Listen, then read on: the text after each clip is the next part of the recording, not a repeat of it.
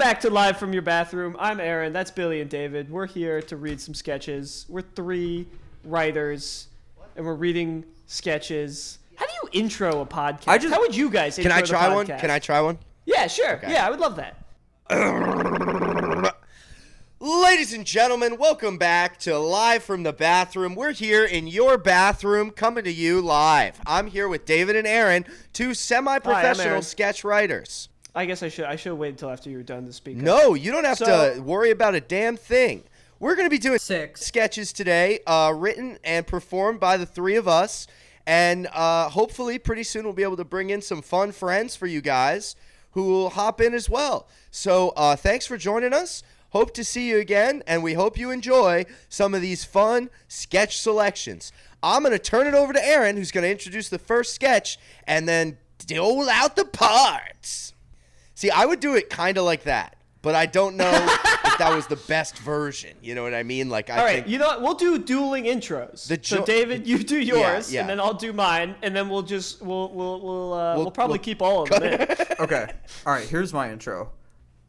Hello, ladies and gentlemen, and welcome back to Live from the Bathroom. I'm your host, Diddlin' Dave, and we're here with my two friends. What, Dave? Huh? What, Dave? Dancing Dave. Dancing? I said Dancing Dave. Are you sure you said Dancing Dave? I said Dancing Dave.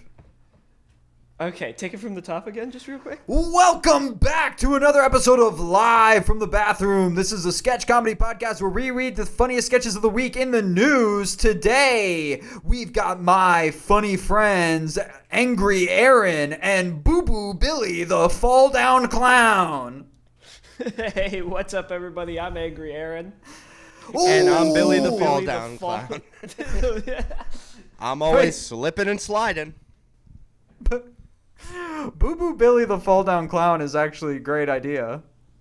Yeah, that's pretty Speaking of great ideas, I think we have a great idea from our friend Angry Aaron. And it's a little idea called radio. No, he didn't invent the radio. And that's the end of David's intro. All right, now here's my intro. Hey, everybody. Welcome back to Live from the Bathroom. I'm here with my two pals, Billy. Ooh, flush. And David. Hi, Aaron. Hi. Hi, guys. We're so excited to be talking about dating, chemtrails, dating also. The mysterious dating, chemtrails, disappearance of Tower 7. The mysterious disappearance of Tower 7. How they rebuilt the Twin Towers, like someone's not just going to come back over and knock them down again. That's one of the best Chris Rock bits of all time, where he's saying he'll never go into the new World Trade Center. He's like, it's like a big target up in the sky. Well, the first sketch we got here is Radio. Radio's one of mine. Billy, you can play Eric. Okay. David, you can play Drummer Boy. Actually, I'll play Drummer Boy. David, you can play Flautist. And Billy, you can do the pickups. So anybody who I didn't just name, you can read for them. Okay, so I'm Eric and everyone else that isn't the Flautist. I'm Flautist, David. Oh, I'm Drummer Boy, David's Flautist. Perfect. Cut to interior, blacked out room, day. Eric Ronstein, 67, is a distinguished historian and host of America's top history program, American History Deep Dives, where he takes a closer look at interesting moments from the past 247 years of U.S. history. He wears a suit, sits on a stool, and talks directly to the camera. Hello, America. I'm Eric Ronstein, and welcome to another episode of American History Deep Dives. Today we're talking about the proud tradition of American radio. Starting from the beginning, some of you may think that means we're headed for the late 19th century, but it may surprise you to learn that radio takes roots in the American tree much earlier. Cut to exterior, Revolutionary War reenactment battlefield. A group of men dressed in Revolutionary War garb are marching in form around a field. On the right side of the battalion is a drummer boy, 12 years old, who's finishing up playing a beat. A flautist stands next to him. And that was About Face by General Henry Knox. You are listening to Drummer Boy for Battalion 102, the Eastern Front. Up next, Aim and fire. We'll be right back after traffic and weather. We got more hits for you, so stay tuned. Light foot traffic up on the footbridge today, but should clear up after most of the soldiers are shot dead. As for the weather, we have no way of knowing what God will decide what the weather will be. But right now it's raining, so that must mean the big man is really sad to see all these deaths. Eric walks onto frame, overlaid onto the reenactment footage. Yes, much of our modern tradition of radio actually started during the time of the Revolutionary War. That drummer boy is America's first DJ, Little Ricky Stockholm. According to the position of the sun, we have entered into the fan recommendation hour. Let's head to the lines. Your music, your request. The drummer boy approaches the first line in the battalion of troops. You, sir, what would you like to hear? Yankee Doodle! The audience roars out a cheer. And now, for the 14th time today, by request from John Applewood from Virginia, Yankee Doodle. Cut 2, interior, blacked out room, day. We are back in studio. Eric is sat on a stool, talking to camera. Little Ricky Stockholm became renowned throughout the country for his work. While his stint with Battalion 102 was a landmark in establishing radio practices that persist even today, it was his work in the War of 1812 where he really took off as a national phenom. Cut 2, exterior, War of 1812 reenactment battlefield. Little Ricky Stockholm is older now and has a full desk setup a la Howard Stern. His entire studio is set up and laid out in the field, right next to a battalion of soldiers. His flautist has a podium off to his left, and a guest, General Peter Buell Porter, sits on a couch to his right. Little Ricky Stockholm holds up a photo of President Madison's wife to General Porter. So, Dolly Madison, the president's wife. General Porter, would you have a romp in the hay or stay far away? Well, I don't think that's a question I have any interest in getting my... The flautist shakes a noise machine to indicate they are starting a new segment. General, please welcome to the studio a madame that purports to be your mistress. An 1812 woman stomps onto the set and begins yelling, "You son of a bitch! You told me you loved me!" Well, I don't, madam, I don't know if I could... The mistress grabs a nearby couchside table and begins to beat the general. Ow! Ow! Stop it, lady! Stop this at once! Ow! Little Ricky Stockholm turns to his flautist. All right, what's up next? Looks like we got a request here for Yankee Doodle from Marissa in Ohio. Soldiers, we'll be right back with General Porter after a little ditty we like to call Yankee Doodle. See you on the other side. But this would be the last time Little Ricky signed off, as he would become a casualty of war. Not one fought with bullets, but a war of public opinion. 3 of Little Ricky Stockholm's carrier pigeons would be intercepted by journalist Samuel Woodworth, and his reputation would take a downhill turn when it was discovered he had made progressive comments on race, gender, and equality. Jim Norton took over in his absence, and that's our show. We still to this day do not understand how Ricky Stockholm and the flautist knew about Ohio in 1812, but that's it. Good night, America, and all hail Donald Trump. I can't believe I said that last line. I should have just dropped it. I played a dirty trick. That's a good one. That's great. That's great. You've got a really, really solid idea here. The one thing I feel like we should have read out the direction in the parentheses. So when the flautist first came in to do the traffic, and he's reading a little foot traffic on the footbridge today, but it should clear up after most of the soldiers are shot dead.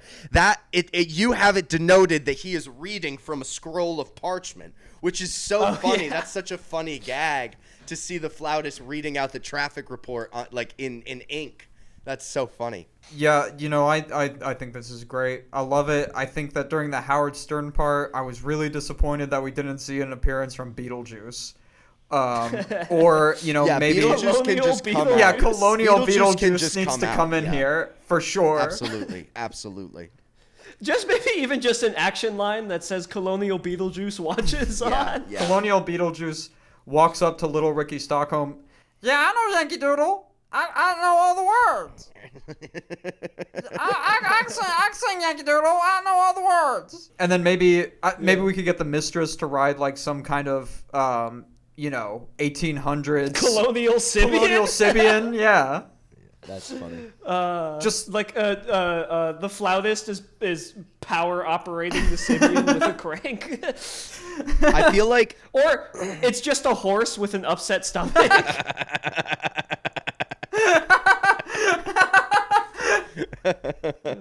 I love that they're still requesting Yankee Doodle. I wonder if Little Ricky Stockholm could comment on that in that last line. We'll be right back with General Reporter after a little ditty we like to call Yankee Doodle. You've heard it, you've heard it here before, and you'll hear it again. See you on the other side. That sort of thing. I also feel like this last Eric line is so funny. I wish I had done it better justice, but this idea that Little Ricky Stockholm dies penniless on the streets because they find his carrier pigeons where he supports equal rights is very funny. I almost feel like you could like maybe he gets caught, like they could frame it as he gets caught up with what's his name, John Brown, the anti-slavery guy. Like you could do a whole thing about after his John Brown interview. Yeah, after his infamous John Brown interview in that's good. Maybe you could throw in a little thing. Maybe the last Yankee Doodle is maybe Yankee Doodle remix featuring NBA YoungBoy. Oh, that is a good idea. I was trying to think of like if you could push it just a little further in the future first. I feel like going all the way to the Civil War could be fun, but it's just so just tight. That he would be dead, I think. Yeah, he would be dead. But it's so tight right now too. It's like it's so. It should perfect. be a rule of threes though. It should be like 3 wars. Yeah, but then I looked up the 3 closest wars, and I'm like, he'd be dead by the fucking Civil War. Rules are made to be broken, so I think it works. The funniest line might have been, "As for the weather, we have no way of knowing what God will decide." That is so funny. Yeah, sorry I added a little flair at the end. It was a bold move improving, but it paid off. I liked it. I thought the rain fine. line really worked. Guys, and the Ohio line. They were both funny. I'm so fucking sorry. It's okay. You don't. No, we're both saying it worked, and you could do it again. You guys are lying to me to make me feel better, because I'm so fucking depressed. All right, let's move on to Dirty Laundry. David, you want to cast this one out? Yeah. So I'll play Nicole. Billy, you'll play Chris. Aaron, you will play Doug, and you will also play Timmy. And then I will also pick up the last line at the end. And then I'll also read the... Are Doug and Timmy children? Doug is an adult, Timmy is a child. Everyone got it? Got it. And of course, I'll read the bullshit. Interior, laundry room, day. Nicole is pulling clothes out of a hamper and into a washing machine. Ugh, this is the last time I'm doing Timmy's laundry. We see her pull out a crusty gym sock from the hamper. She's exasperated and disgusted. Ew! We see her pull out a pair of crusty jeans from the hamper. Oh my god! We see her pull out the family cat Dribbles out of the hamper. His fur is clumped and crusty. Really? On Dribbles? Nicole throws the cat over her shoulders. Okay, you know what? I am not doing this anymore. Timmy! Get down here right now and do your own damn laundry! Nicole starts pulling clothes out of the washing machine. She reaches into the way back and gets stuck in the machine. Fuck. Nicole tries to wiggle her way out. She fails to make any progress. Timmy! Timmy, I'm stuck! Help! Sitting at a table across from the laundry room is Chris Hansen. To Catch a Predator music begins to play. You want to tell me what's going on here? Who is that? Don't recognize me? My name's Chris. Chris Hansen. But enough about me. I want to know more about you. Okay, very funny, Timmy. Are you and your friends doing another prank? Get me out of here and tell Chris Hansen to leave. It's not funny. She pretends to be oblivious, even though she's clearly surrounded in semen-drenched clothing. And calling out to her 16-year-old stepson, I see this as a real sticky situation. Oh my god, you are a sick man, Chris Hansen. How did you get a key to my house? Justice is the only key, ma'am. Now, what were you expecting to happen when you got yourself stuck in here? Okay, Mr. Hansen, this is all a misunderstanding. I just wanted my son to do his own laundry. I'm tired of touching his jizz. She even admits to playing with his semen. Caught white-handed, it looks like the only thing she's stuck in now are her own lies. Okay, you can stop doing the voiceover now. Just talk to me directly, please. It's very confusing and I'm very upset. What's really confusing are the text messages Nicole sent to Timmy earlier this afternoon. Chris Hansen pulls out a stack of papers and starts to read from them. So if you're not here trying to seduce your stepson, then can you explain these messages? Leaving Target now, I hope these fit. You're so much bigger than your father. Seems rather incriminating, no? Oh God, Chris Hansen, I had to buy him a new suit for my sister's wedding. He had a growth spurt and doesn't fit into his father's old one anymore. That's quite the excuse, Nicole. What about this one from yesterday evening? Quote, since your father's out of town, you can sleep in the same bed as me tonight. Timmy replies, really? What if Dad finds out? You reply, don't worry, I won't tell him if you don't. Smiley face. Now that's rather interesting, isn't it, Nicole? I hate to say this on camera, live in front of all these people, but Timmy has some issues with night terrors and bedwetting. When he was a kid, his real mom tried to drown him in the bathtub. He calms down when he sleeps in bed with me, and his father doesn't want to encourage that behavior. But personally, as a good mom, I feel really bad for him and I let him do it anyway. Timmy walks down the stairs playing his Game Boy. Hey, Nicole, have you seen my... Nicole, what are you doing in the washing machine? Wait, Chris Hansen? Oh, no. And that's when Timmy realized his stepmom was a predator. The prey? His ass. Timmy, do not listen to Chris Hansen or his voiceover, okay? I am not a predator, and I'm not trying to sleep with you. Now, please get me out of here so I can call the police. Sorry, Nicole, but I'm afraid the police are already outside. Not for me, but for you. I can't believe this. All these years, you've been grooming me. You were like a real mother to me. And pretending to get stuck like this is some sort of twisted fantasy. I trusted you.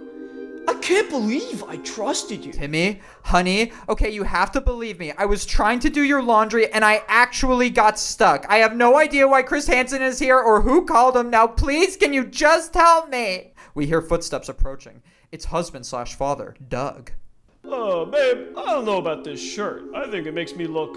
Chris Hansen? Nicole, what are you doing in the... Oh, God, no! Doug, sweetie, I promise this is not what you think. It's exactly what he thinks. His wife is a degenerate sex offender He's trying lying, to prey Doug. on the innocent son. Doug, he's lying, Doug. I just want to get out of here, please. Well, Nicole, your wish is granted. Officer, please escort this woman to jail. The officer cuffs Nicole and pulls her out of the washing machine. Ugh, Dad, tell me it's not true. Tell me Mom's not actually a monster. I'm sorry, Timmy. It's true. She's not your mother anymore. Nicole starts to cry as the officer escorts her out. No, listen to me. This is all a mistake. I'm not a monster. Please, I'm not a monster. The door shuts. All the boys look at each other and smile. All right, it worked. No mom means no wedding. And that means... Boys Weekend! Everyone high fives. Police officer walks back inside. Hey, can one of you guys come help me? The lady got stuck in the back of my squad car. Yeah, I think this sketch is great. I think in the middle, my issue with the middle is that the things that Chris Hansen and the evidence that he has are almost too insurmountable for me to still be on the side of the mom. Because I'm supposed to be believing that the mom isn't actually a predator. But, like, the fucking sleep in my bed and don't worry, I won't tell Dad smiley face? That to me was like, wait, that does actually sound suspicious. You've clearly never wet your bed before and have had a strict father who would punish you for wetting that bed. Or a beautiful stepmother, clearly. I don't know, Billy, what do you think? I think it needs to be like 3 pages total, and then I think it'll be really solid. It's a good idea. I don't think you have to change the text evidence. I thought once it was explained that his real mom tried to drown him in a bathtub, it made all the text sort of... The fact that all the texts were just directly sort of like grooming talk, it made it sort of work because it's such a ridiculous reason for it. That you start, I didn't have a problem with that. I just think that there needs to be less of everything. That way you get to the fact that they're just trying to have a boys' weekend. And there's too much space in between the suit and then the reveal that they don't want to go to the wedding, then for it to, hit the way that the setup delivery should work.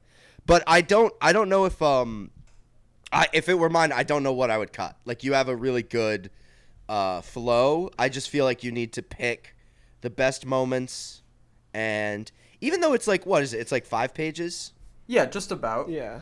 So you don't need to cut like that much. If it were like 3 and some change, I think you'd be golden. So you really just need to. I kind of feel like this Nicole character isn't really necessary, and so like that's a good place where you could cut. I feel like she could just like leave, and like we could then enjoy our weekend. Yeah, maybe it's just interior. Guys on the couch. Day. The guys on the couch are having fun. Chris Hansen walks in. Hey, fellas, I bought beers.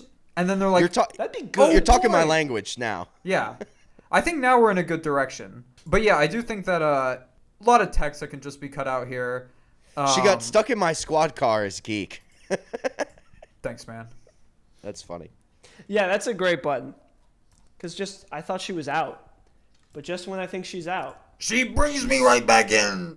Last night I was eating rice naked at my kitchen table, and I just went to go pee, and that thing happened where like you just start peeing and it goes through like 3 different streams of your wiener, and I had to check my Peter to make sure that I didn't have a grain of rice stuck in it.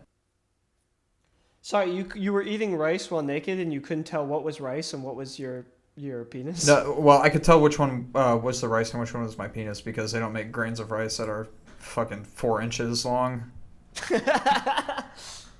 You stupid fuck.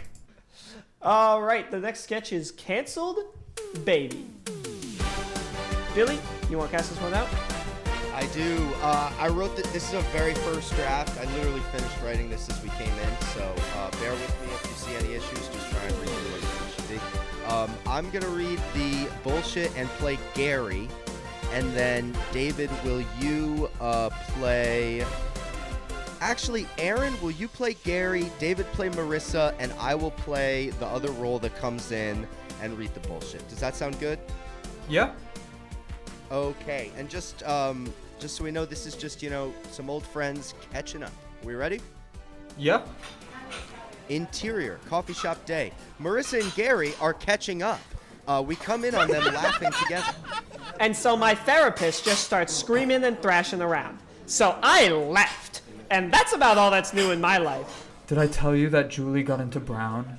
Only like 100 times. Well, we're so proud of her. She's really persevered through all the color blindness. I can't imagine how hard it's been for her. Oh, speaking of children, that reminds me. Denise's baby is canceled. He got me too. Marissa chokes on some of her coffee. Excuse me. What happened? He got me too. Marissa, we don't talk to him anymore. It's not my place to say what happened, but that baby is a little pervert freak. I'm sorry. Gary, you need to back it up a little bit and tell me what happened. He got a few chances, which honestly was more than he deserved. We didn't do it after the first time, and I knew it would end up being a mistake. But they were all like, he's a baby. He doesn't know any better. Like, give me a break. I guess it's just the result of having this misogynist culture so ingrained in us. Gary, I'm sorry. I think I'm confused. This is Sydney's baby, the one she just gave birth to? Yeah, a real shame, because I was just starting to like him. I blame the parenting. The parenting? They've only been parents for less than a month. Well, it's easier than believing she just bore out a rotten soul. Oh, and it's so hard because Cindy's such a doll. She seems the most upset out of everyone. Okay, Gary, where am I misunderstanding here? Sydney's newborn baby got canceled for being a pervert. What did he do? Loads and loads of stuff. But does it really matter what he did? Honestly, just put a stop to it before it even starts. It sort of sounds like you're trying to defend him, and I'm not really comfortable with... I am not trying to defend anyone. The baby, or anyone else you're saying, an infant is being canceled for being a sex pest, okay? That doesn't make any sense to me, Gary. Gary reaches across the table and puts a hand on Marissa's arm. I know it can be hard when there's a friend involved, but you have to accept it. What exactly did he do? Wow, Marissa, I shouldn't even dignify that with a response. Like, what the fuck does it matter what he did? I'm telling you, it was inappropriate. His behavior, I'm telling Gary. you, it was inappropriate. Gary, I'm sorry. I'm just having a tough time wrapping my head around this. Can a baby even be a sexual predator? I wish I hadn't brought it up. I just wish I hadn't brought it up. Because when we went out to dinner the other night, he kept grabbing the women at the table's breasts, and when people told him he had to stop... And when people told him he had to stop, he started freaking out and screaming. Are you happy now? It was extremely traumatic to even be there, and I'd appreciate if you didn't pry into it. Gary, that just sounds like something babies do.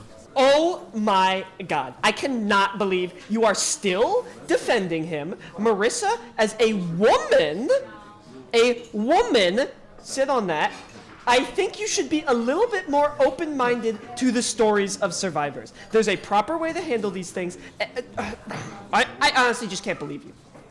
Gary gets up from the table and begins to storm off.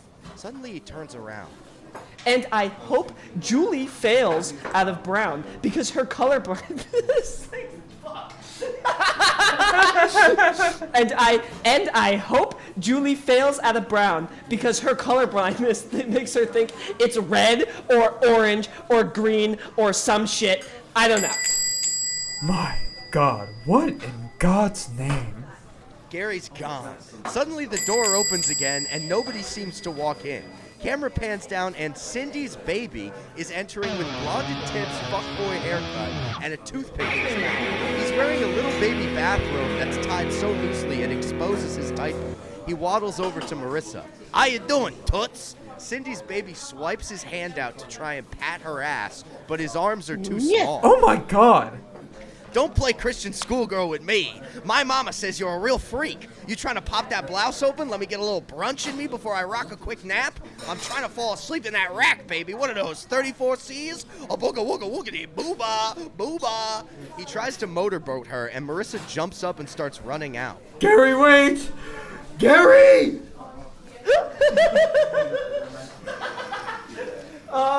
This sketch is great from front to back. Just a side note for myself. I don't consider myself much of an actor. I don't know what the fuck came over me, but You were in the character. You were in the character. You asked me to play a flamboyant character. Somehow I just slip right in. You nailed it. You killed it. The improv, actually, I need to write in because I thought it was so good. Red, orange, or green. Billy's microphone is down for anybody wondering why he's gotten so far Fuck. away. Sorry. Yeah, that's why I got so far away. No, that's fine. You know, Aaron... if you want to keep notes, this is being recorded. No, why? Just being an asshole all the time. What's up, David? I was just going to say, I always wondered why, you, dedicated yourself to method acting for the past 24 years, but I understand why in the sketch reading. You did incredible. Yeah. That was a lot of fun. I really love this sketch from front to back. Yeah, I think I think I don't know why I just want to say I want to see more babies. I just want to see a whole crew of babies come in here. I want to see him roll in with a posse. That's fair. Yeah, he already runs with a bad crowd. Yeah. Yeah, he's got to run with a real bad crowd. Just a bunch of frat babies. That could be good. Yeah, they're all wearing those little. They're all wearing those little fucking polo shirts and polo shorts that people dress their babies in. I like his biker vibe right now though, because he's got the toothpick in his mouth. And I tried to do a mix of that sort of '90s scumbag guy and a Harvey Weinstein type, but I didn't. The mix doesn't. They don't mix together so much as they're just all attributes. He just becomes a character from Who Framed Roger Rabbit. Yeah, that's true. Some genuinely brilliant stuff in here. When he tries to slap her, what's where no where's. and his arms are too short, so he just misses. Great. And then the setting up of your daughter got into brown and she's persisting through her color blindness. I don't know how I didn't see it coming when it came to the end, but that was fucking brilliant. I love that I joke. feel like an idiot because I didn't understand the first persisted through the colorblind. I think I was just too in my head over getting the word persisted right this time. You know, honestly, I think that's what threw me off too. I was just so focused on if David was reading it. Yeah, so right. Billy, I mean, my biggest note is next time, maybe use an easier word so I can read. I wrote, she got into brown. She's really persevered through her color blindness. I wrote that alone just as like, okay, this will establish, it's a goofy joke that will establish that these are, you know, those sorts of just like elite liberal types that, you know, get their kids into great schools through nefarious means and then, you know, retroactively create a struggle to have gone on, you know what I mean? But then later I was like, wait, he's got to say something to her as he leaves. And then the color blindness thing it fucking happened very organically. So I was happy with that. I think I'm going to have Gary just pull out a picture of the baby. Oh, speaking of children, have you seen Denise's baby? Yeah, it's canceled.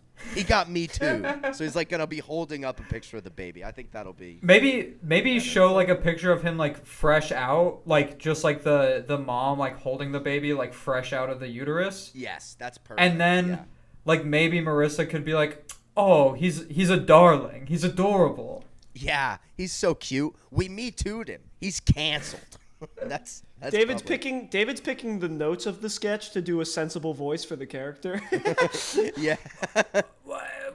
No, it worked. It worked. I'm just busting your balls. I'm just busting your balls. What are you doing to me? That's my favorite line from Sopranos. I think your voices were actually too good for the draft state that it's in because there was like barely any punctuation or grammatical structure to the lines. So you guys, if anything, I think the writing was the main problem here just because it's such a fresh draft. But I was happy with it. I'm glad you liked it. I think this is a pretty good idea. I'm going to give it another draft or two.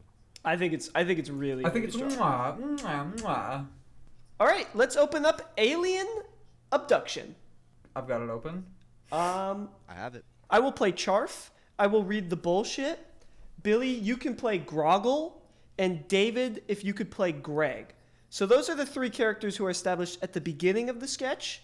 I will play the first new character who is introduced later in the sketch. David, can you play the second new character who is introduced later in the sketch? Yes. Is Greg an alien? No. Okay.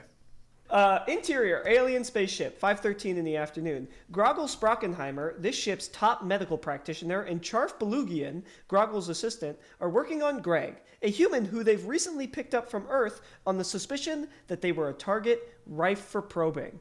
Groggle and Charf are from Behuvia, a planet of highly advanced aliens with tentacles and 3 eyes. We come in on them mid-probe with Groggle's many tools and utensils on a small metal tray held by Charf. Groggle looks up at Charf, bewildered. He shakes his head and goes back to probing. I can't understand a fucking word you're saying. Will you quit mumbling? Apologies, sir. I was just saying that I don't think we're going to find anything on this guy. It's been 18 Earth hours, and we need to get him back before anyone notices he's missing. I know, but the intergalactic ass Maximer has never been wrong. I trust the equipment. That there has to be something here. Sir, but... Maybe if I wanted a butt, I'd look down at Greg's anus here, okay? Now, are you with me? Yes, sir. Hand me the cavity stretcher. Greg, who has been awake the whole time, chimes in. Aw, man, not the cavity stretcher. Come on, guys. Sir, the subject has not stopped talking since we ran out of anesthesia 17 hours and 59 minutes ago. Yeah, well, usually these procedures only take a minute, Charf. Have you some fucking sympathy for the man? Groggle activates the cavity stretcher. No matter how wide you go, Doc, you're not gonna find nothing. My anus is clean, camped, like a baby's. Charf, pass me a rim protector and magnifatizer. Charf hands him the tools he's requested. You'll find nothing. You're wasting your time. Ugh. Shut up! Don't engage. We continue forward with our... Wait. Oh, what'd you find? Some anal tissue? Yeah, you've been looking for that for hours. What is it, sir? Maybe you could go back to poking around my prostate. At least that had a little something for me, a little spice. Groggle stays locked in. Right here, next to the Fartopian tubes. Hand me my scalpel, quick! Charf hands him the scalpel. Groggle starts to etch at a spot near Greg's anus. Or in Hey. Greg's anus. Hey, wait a second. Get away from that. Hey, stop. Don't do that. Out from Greg's anus pops Elvis Presley. Whoa there, baby. Thanks for freeing me after 46 so long years, oh, baby. Oh, my glorb, it's Elvis. As I was born and bred, honey. Now, where's my guitar? Greg farts, and Elvis's guitar shoots out from his ass. Elvis catches it with one hand, brings it to playing position, and strums out a single chord. Just as I said it, baby. Hey, how are you doing? Elvis nods towards Charf. Charf blushes. Groggle is relieved to not have come up empty. He takes a deep breath and stands back. I knew it. I knew there was something. Oh, Charf, wipe Greg's memories and take him down. Groggle starts to walk out of the examination room when Greg unexpectedly moans. Groggle stops and turns. Oh no, I think something else is coming. Out from Greg's anus pops Johnny Bravo. He immediately gets into a fighting pose. Whoa! I'm free, baby. Johnny looks over at Charf. Hey, I don't know who you are, but are you a pretty lady? Whoa there, baby mama. I think I called dibs. Whoa, sorry, Presley. John, I've been stuck in that man's anus for 20 years, and I'm gonna need a little something to go home with. Groggle shoots both of them with a laser gun, leaving basketball-sized holes in their torsos. All right, back to business. Clean all this up and send Greg back. Remember to wipe his memories. We don't want a repeat incident of Demi Lovato. Now, if I could just explain a little bit. Me and David once had an argument where I said that Johnny Bravo's voice was clearly based on Elvis. And David was like, in no way does Johnny Bravo sound anything like Elvis. So this sketch, part of it is kind of a trap to show David that they do sound very similar. It might be my headphones, but I honestly did not hear a similarity. You guys literally just did the same exact I don't voice. think so. Come on. I don't think The so. only difference is that I added some vocal shake to Elvis. Some, whoa, baby, hey, it's me, Elvis. I think that you were just doing a bad Johnny Bravo impression. No, and you not can't a good Elvis impression. No way. No. Okay, wait, hang on. Here's my note. Right now. Here's my note. Get somebody who can actually fucking play Elvis next time we read this. I want you to bring this back next week and actually get somebody who can do Elvis. I think I did Elvis. I think Elvis sounds just like Johnny Bravo. Anyone else have any thoughts on this sketch? Yeah, I think this is great. I think this is fantastic. When he farts and the guitar comes out, it really, it just cements itself as, a great solid thing all the way throughout. I think if I were, I know we've talked about doing a segment in the past of SNL Writers' Room notes. I think my SNL Writers' Room notes would be, there are many celebrities that people claim have been abducted by aliens. So the potential to do other celebrities is certainly there, and they're all just stuck in Greg's ass. There's something really funny about that, but then it kills the Johnny Bravo bit, which I think is funnier and makes for a better sketch. So I think you're good on that. I don't think you need to worry about getting Jim Morrison in or anything crazy like that. But I think, God, wouldn't it be just hysterical if you didn't shoot them at the end and instead they all just get in a big alien orgy? Because that's where I felt like it was going, was they were all just going to start tentacling each other and Greg was going to get the worst of it, So maybe there's something there. Yeah, I think Johnny Bravo definitely needs to at least ask one of these aliens if they want to see his abs. Yeah, or if they want to touch his bicep. I have not watched much Johnny Bravo. I didn't really know what he would say. I was just this will show David. Well, you got pretty close. You did get close. Johnny Bravo. For someone who's never seen Johnny Bravo, that was a pretty good reading for Johnny. This could honestly be a spec script for an episode of Johnny Bravo. We got to I've been in there for 20 years and I need a little something to go home with. And I was like, oh, Aaron knows Johnny Bravo. That's literally what I thought was like, Aaron's got the Johnny Bravo down. Yeah, Yeah, I felt pretty confident about that one. I felt like this feels Bravo-esque. You know, I think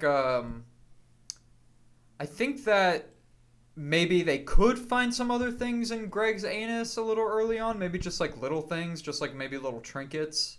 Things that aren't good enough. Yeah, things that aren't. Yeah, the things that they're not looking for. But I would like to see more things coming out of his ass. Or maybe even another celebrity. Like if you could turn this sketch into like a impression cavalcade where like, you know, Jim Morrison pops out, and so you could do a celebrity who they don't care about. Oh, John Bennett Ramsey. They should find John Bennett Ramsey alive in there, and then they should shove her back in. That'd be funny. Even though they found her body, so she like never went missing, but it could be interesting to do something like that. Or maybe you could put Madeline McCain up there. I don't know who that is. She's another missing little girl. Oh, interesting. Sad. Let's just be clear though. That joke in the beginning where Charf is going and then Groggle's like I can't understand a fucking word you're saying. That's fucking hysterical. Yeah, that's great. That is so funny. Yeah. Stuff like that's really good. My thought behind that line was like, well, this sketch doesn't really have a game to. Well, it has a game, but it doesn't really have a joke to it. It's the idea is spawned out of. I disagree because like the idea that the game is that Greg, and this maybe is what you could lean into more if you do another pass, but Greg is arguing intensely that there's nothing up his ass, and the 18 hours of searching has proved that. Because in my mind, Greg knows full and well that Elvis is stuck in his ass. You know? Yeah. Yeah, Like, maybe he should be like mocking them a little bit more. Yeah, that's where the idea came from. Is I was on a walk thinking of sketch ideas, and I was like, oh, what if it's like a guy who's like taunting the aliens who are probing him? And then I was like, well, that's not really an idea. But what if Johnny Bravo and Elvis are in his ass, and maybe there's something there I could work through that. Yeah, I think him. I don't know. Making illusions is maybe too strong a phrase, but him sort of hinting that he knows Elvis is in his ass, or a little earlier, could work. What if at one point like they've got the clamps on or the anal stuff on him, the anal examiner, and he does like a little cough. He's like, whoa, and they're like, what was that? Oh, whoa. Billy, can I hear your Elvis impersonation? Oh yeah, Daddy. Oh, I'm here. Oh, Elvis is here. Oh. You're doing the bird, the Looney Tunes bird, the Looney Tunes rooster. Yeah, that was a little foghorn leghorn for sure. Foghorn leghorn. Oh. What the fuck is a foghorn?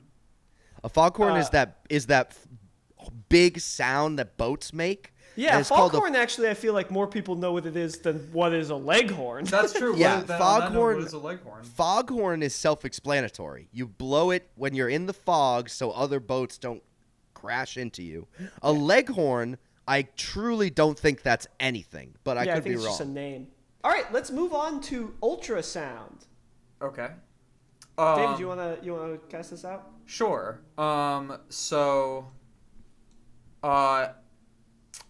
I will be Dr. Adams. I will also be the newsman. And then I'm going to have Billy play Bill, and Aaron's going to play Jordan. We got that? Yep. Alrighty. Interior hospital day. Dr. Adams prepares an ultrasound for the woman on the bed, Jordan Phillips, and her husband, Bill Phillips, stands next to her. Well, Mrs. Phillips, I'm pleased to see that my infertility diagnosis was incorrect.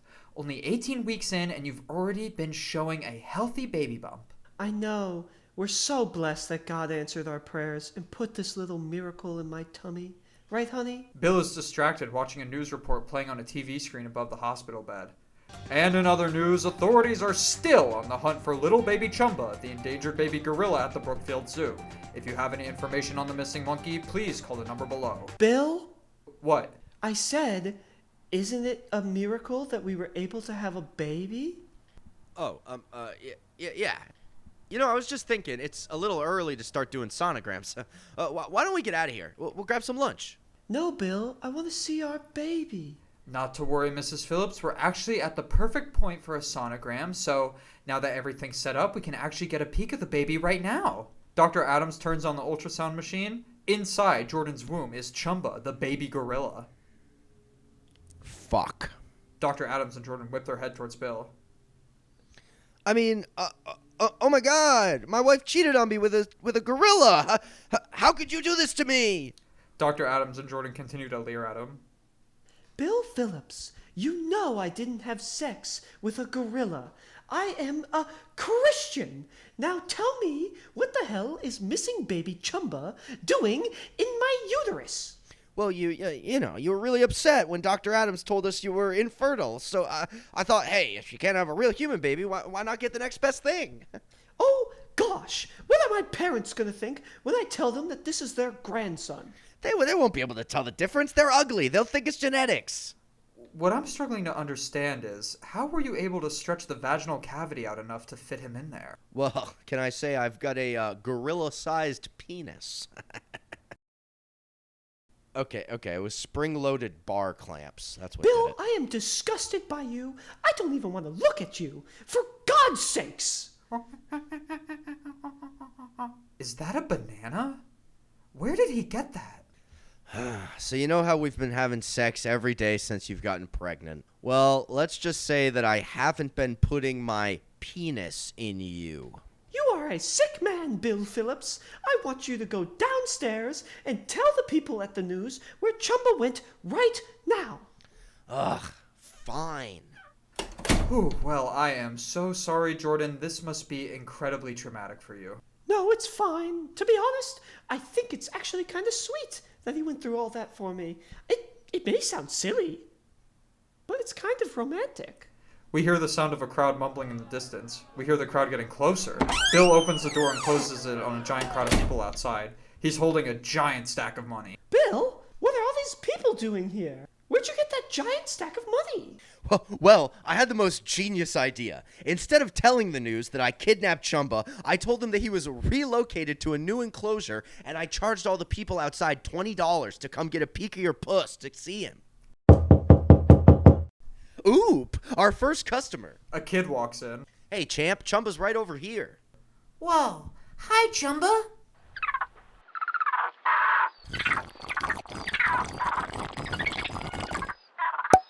We see Jordan with the fully developed kid in her stomach. Oh my gosh. I'm gonna be a real mom. Yeah, my one first thought is I think it would be great if like this somehow turned into like an organization called Christians for the Right to Have an Abortion was funding this. And it's like, what if this happened to you and your family? You would want to go ahead and do this abomination against God? I just think it's great. Just like low monotone voice being like, don't let this happen to you. Yeah, that's really funny. I also love when she has the turn of like, it's actually kind of romantic. And then immediately Bill comes back in and he's like swindling people for cash. It reminds me of every Christian I've ever met. Maybe she could even have a line that's like, maybe it's not romantic. She sort of realizes that she's romanticizing her husband's horrible deeds. That'd be fun. I think he's a good guy. Yeah, he's well-intentioned. He's well-intentioned. I mean, and he wants to make money for his family. Everyone here is going to agree that he's a good guy. But I think, from their Christian standards, he's not that great a guy. Viewers at home, if you don't think that Bill is a good guy, you can call the hotline, which we're going to be putting below. That's 1-800-BATHROOM. Again, that's 1-800-BATHROOM if you have any problems with the sketch. Yeah, I almost forgot that we are live from your bathroom with our next sketch. Should we do that in between every single sketch? I think that'll play over well in the ratings in the 16 to 35 demographic. Yeah, the 18 to 1,400-year-old demographic.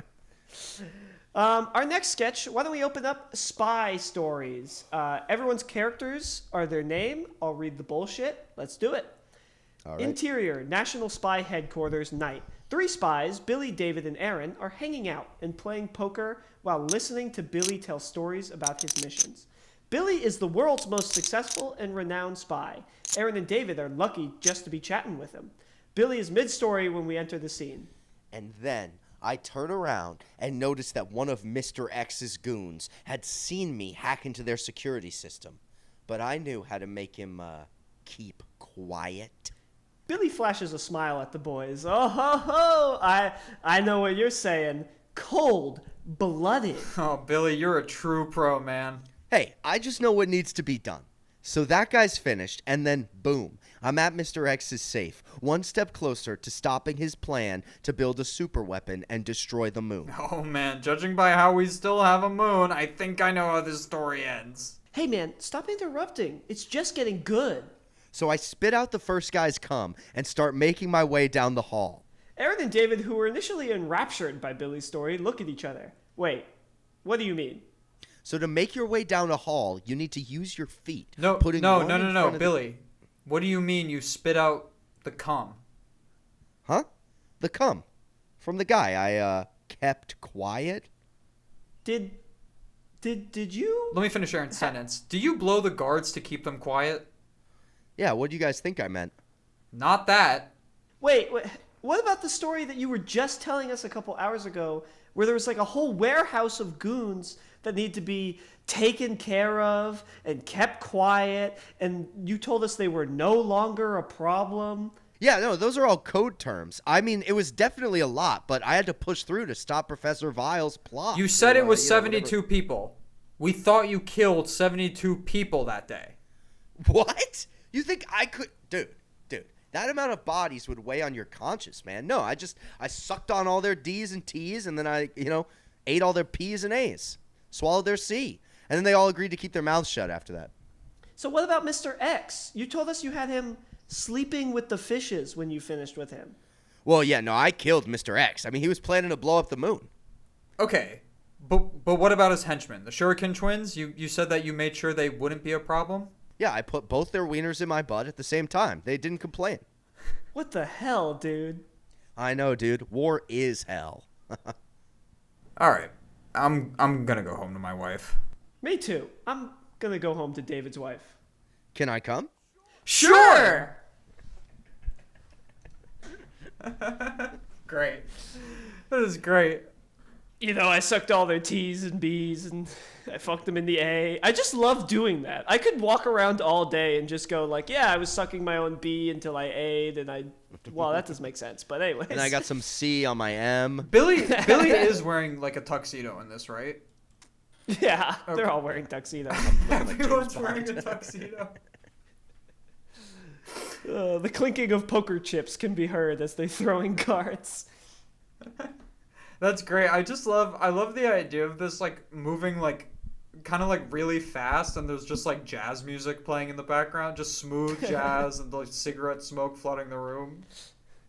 I do have an idea for the maybe something you could tag on to the end. Sure. Which is they get back to David's house with his wife, and she's like waiting there with like a tray of cookies, and maybe she is Mrs. Doubtfire maybe, and then they're just like you get this impression that like there's nothing sexual about this situation. It's a twist, but then instead it's a hard cut to like Billy sucking off David and Aaron at the same time while she eats the cookies and watches. Maybe that's what it is. Oh yeah, you gotta be sucking us. Yeah. Do you guys think I put both their wieners in my butt at the same time? Great. Do you guys think there's anything there? That's good. Yeah, no, that's funny because it's the Shuriken twins, Yeah, I was just afraid. Like, I couldn't imagine ever reading that in a Homer epic. And I was like, I wonder if I'm missing the boat here. Like Marge, I ran into the Shuriken twins and I had to put both their penises in my butt. And Marge is like, Homie, that's epic! Oh, Marge, they're putting me on the Iliad. I don't want to go on this adventure. Marge, they're making me and Mo go on the Iliad. While I was home this past week, my parents must have said epic and epic fail like 100 times. I was like, when did you guys start saying this? That's so great. It's cool how parents are always playing catch up. So it's like your parents are always going to be like 8 or 9 years behind. And like when my dad's 70, he's going to finally be like, yeah, I just rizzed up your mom last night. Yeah. All the other seniors are gooning. All the other seniors are in the lobby gooning.